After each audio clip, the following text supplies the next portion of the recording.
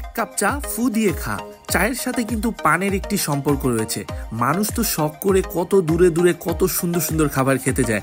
আর আজকে আমি চলে গেছি কোথায়? বনশ্রীর 10তলা মার্কেটের নিচে এক কাপ চা ফু দিয়ে খা যেই চায়ের স্টলটা আছে, এই স্টলের পাশেই হচ্ছে এই পানের দোকান। প্রায় 100 রকমের মশলা দিয়ে এই পানটা তৈরি করা হয়। যখন এই পান বানানোটা আপনি আপনার নিজের চোখের সামনে দেখতে পারবেন, দেখতেই আপনার ভালো লাগবে।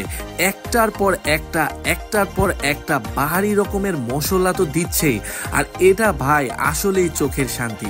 আর এই স্টলে গিয়ে আমি 60 টাকা দিয়ে একটি আগুন পান নিয়েছি, আর এই আগুন পানটাই মামা বানাচ্ছে।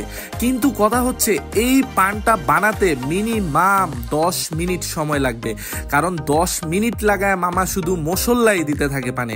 তাহলে 60 টাকার একটা পানে কি পরিমাণ মশলা দেয় ভাই। এই পানটাতে যখন মামা মশলা দিচ্ছিল না, এই যে দেখেন কত রকমের মশলা, বাহারি রকমের মশলা, একেবারে সবুজ পানটাকে রঙে রঙিন করে ফেলছে। যাই হোক, এই পানটা খাওয়ার জন্য আমি কিন্তু খুব বেশি এক্সাইটেড। এই পানের দোকানের পাশে তার চায়ের স্টল। এই চায়ের স্টলে কিন্তু প্রায় 200 থেকে 300 রকমের চা পাওয়া যায়। কিন্তু আজকে আমরা যেহেতু চা ট্রাই করছি না, আজকে আমরা ট্রাই করছি আগুন পান। যাই হোক, অবশেষে মামা এই পানটা বানিয়ে যখন এই পানে আগুন ধরালো, ভাই এটা দেখতেই অসাধারণ লাগছিল। আর যখন আমার মুখে ঢুকাই দিল, এইটা তো আরো বেশি অসাধারণ ভাই।